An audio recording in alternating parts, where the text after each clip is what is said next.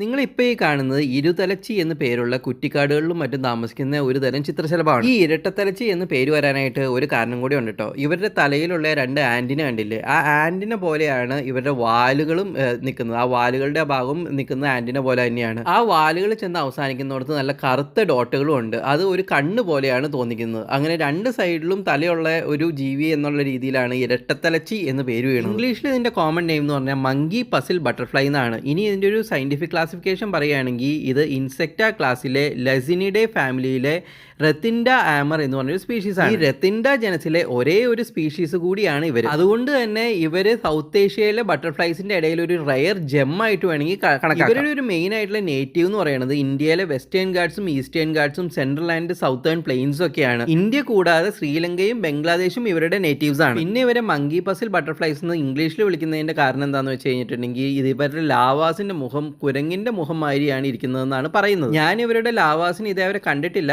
കിട്ടുകയാണെങ്കിൽ ഞാൻ വീഡിയോസോ ഷോർട്സോ പോസ്റ്റ് ചെയ്തേക്കാം. ഇനി ഇവരുടെ ഒരു ശരീരപ്രകൃതി പറയുകയാണെങ്കിൽ ഈ ശലഭത്തിന് ഒറ്റ നോട്ടത്തിൽ കണ്ടു കഴിഞ്ഞിട്ടുണ്ടെങ്കിൽ രണ്ട് തലകളുണ്ടെന്ന് തോന്നുന്നു. ഇവർ ചിറക് വിരിച്ചു നിൽക്കുകയാണെങ്കിൽ ചിറകിന്റെ മുകൾ ഭാഗത്ത് തവിട്ട് നിറമാണുള്ളത്. നമ്മുടെ ചോക്ലേറ്റ് പാൻസി ബട്ടർഫ്ലൈസിൻ്റെത് പോലെ. പിൻ ചിറകുകളിലാണെങ്കിൽ 3 വാലുണ്ടാവും. നടുവിലുള്ള വാലിന് നീളം കാണും. നിങ്ങൾ ഈ വീഡിയോയിൽ കാണുന്നത് ചിറക് മടക്കി വെച്ചാണ്. അതായത് ചിറകിന്റെ അടിഭാഗത്ത് വെള്ളയും മഞ്ഞയും കളർന്ന നിറമാണ്, ഏകദേശം ഒരു കടുവയുടെ നിറം പോലെ. ഇവരുടെ ഒരു ഹാബിറ്റാറ്റിനെ കുറിച്ച് പറയുകയാണെങ്കിൽ കാടുകളാണ് ഇവരുടെ ഒരു ആവാസ കേന്ദ്രമെങ്കിലും കുന്നുകളിലും തുറസായ പ്രദേശങ്ങളിലും ഇവയെ കാണാറുണ്ട്. തുടർച്ചയായി ചിറകടിച്ച് പറക്കുന്ന ഒരു ശലഭമാണ് ഇരുതലച്ചി. അത് നമ്മുടെ ഒരു സ്ലോ മോഷൻ വീഡിയോയിൽ ഈ വീഡിയോയുടെ തന്നെ എൻഡിലേക്ക് കാണിക്കുന്നുണ്ട്. ഇവർക്ക് വലിയ സ്പീഡൊന്നുമില്ല. പിന്നെ വെയിൽ കായുന്ന ചിറകൊക്കെ പകുതി തുറന്നു വെച്ചിട്ടാണ്. അതായത് ഇതിന്റെ പുറമേയുള്ള ആ ഒരു ഡിസൈൻസും നമുക്ക് വേണമെങ്കിൽ കാണാം. പക്ഷേ ഈ വീഡിയോയിൽ അത് കാണിക്കുന്നില്ല, കാരണം നമുക്കത് കിട്ടിയിട്ടില്ല. ഇവരുടെ ഒരു ഡയറ്റ് ആൻഡ് ഫീഡിംഗ് ബിഹേവിയർ പറയുകയാണെങ്കിൽ ഇവരുടെ അഡൽട്സ് മെയിനായിട്ട് കഴിക്കുന്നത് തേനാണ്. അതുപോലെ തന്നെ ഇവരുടെ കാറ്റർപില്ലേഴ്സ് ലാവാസ് മെയിനായിട്ട് കഴിക്കുന്നത് ഹോസ് പ്ലാന്റിൻ്റെ ഇലകളും കാര്യങ്ങളൊക്കെ തന്നെയാണ്.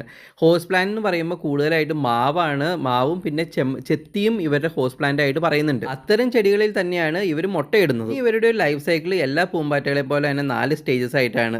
Egg stage, lava stage, pupa stage, adult stage. ഇവരുടെ കാറ്റർപില്ലേഴ്സ്, അതായത് ലാവാസിന് ഒരു ഇളം പച്ച നിറമാണ്. ഇവരുടെ കാറ്റർപില്ലേഴ്സ് ഏകദേശം ഒരു വികൃത രൂപമാണ്. ഇവരെമാതിരി അത്ര സുന്ദരന്മാരൊന്നും അല്ല.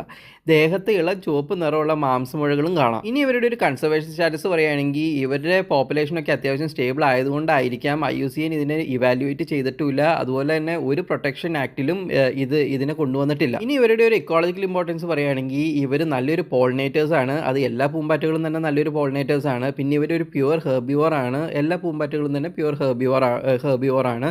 പിന്നെ ഇവരൊരു നല്ല പ്രേ സ്പീഷീസ് ആണ്. അതായത് കിളികൾക്കും ചിലന്തികൾക്കും പല്ലികൾക്കും അതുപോലെ തന്നെ പല ഇഴജന്തുക്കൾക്കും ഇവർ നല്ലൊരു ഫുഡാണ്. ഇവരുടെ വേട്ടക്കാരിൽ നിന്ന് ഇവർ രക്ഷപ്പെടുന്നത് weak and low flight patterns ആണെന്നാണ് പറയുന്നത്. പക്ഷെ അതെനിക്ക് അത്ര ക്ലിയർ ആയിട്ടില്ല. അത് അത്യാവശ്യം ഒരു ഡിബേറ്റബിൾ ടോപ്പിക്കാണ്. പിന്നെയെന്ന് പറഞ്ഞു കഴിഞ്ഞാൽ ഇവരുടെ വാലിൻ്റെ ഭാഗം ഒരു തലയായിട്ട് കണക്കാക്കുന്നതുകൊണ്ട് ഇവരുടെ തലയുടെ പൊസിഷൻ ഏതാണെന്ന് മാർക്ക് ചെയ്യാൻ പറ്റത്തില്ല. അത് ചിലപ്പോൾ ഒരു റീസൺ ആയി. ഇന്ത്യയിൽ കണ്ടുവരുന്ന ഒരു ജെം സ്പീഷീസ് ആണെങ്കിൽ പോലും കൾച്ചറലി ഇവർക്ക് വലിയ സിഗ്നിഫിക്കൻസ് ഒന്നുമില്ല. ഒരുപാട് കഥകളിലും കാര്യങ്ങളിലും ഫീച്ചർ ചെയ്തിട്ടില്ല. പക്ഷെ എൻ്റെ ഒരു അഭിപ്രായം വെച്ചിട്ട് ഇത് കുട്ടിക്കഥകളിലും കുട്ടിപ്പാട്ടുകളിലും അത്യാവശ്യം കഥകളിലൊക്കെ തന്നെ വരാൻ പറ്റുന്ന ഫീച്ചേഴ്സ് ഉള്ള ഒരു പൂമ്പാറ്റയാണ്. ഫീച്ചേഴ്സ് എന്ന് പറയുമ്പോൾ ഇവരുടെ ആ ഒരു ചിറകിൻ്റെ അടിയിലുള്ള ആ ഒരു കടുവയുടെ തരത്തിലുള്ള ആ ഒരു ഡിസൈൻസും പിന്നെ ആ ഒരു വാലുകളും പിന്നെ അവരുടെ ബോഡിയിലുള്ള ഒരു സീബ്ര ലൈൻസും എല്ലാം കൂടെ വെച്ചിട്ട് വളരെ യുണീക്ക് ഫീച്ചേഴ്സ് ഉള്ള ഒരു പൂമ്പാറ്റയാണ്. ഈവൻ പെയിന്റിങ്സിലും സ്കൾപ്ചേഴ്സിലും വരെയും ഇവരെ ആഡ് ചെയ്യാവുന്നതാണ്. പിന്നെ വേറൊരു യുണീക്ക് ഫീച്ചർ ഞാനിപ്പോൾ കണ്ടേക്കുന്നത് ഇവരുടെ ആ ഒരു പുറകേലത്തെ ആ ഒരു ചിറക് അങ്ങോട്ടും ഇങ്ങോട്ടും ഒരു പെൻഡുലം മൂവ് ചെയ്യണമായിട്ട് ഇങ്ങനെ മൂവ് ചെയ്യാനായിട്ട് അവർക്ക് സാധിക്കും. അതൊക്കെ അത്യാവശ്യം നല്ല രസമുണ്ട്. ക്ലോക്കിന്റെ പെൻഡുലൊക്കെ ഇതുപോലെ ഡിസൈൻ ചെയ്ത് കഴിഞ്ഞിട്ടുണ്ടെങ്കിൽ നല്ല ഭംഗിയായിരിക്കും കാണാനായിട്ട്. അതുകൊണ്ട് തന്നെ ഇന്ത്യയിലെ ഈ ട്രൂ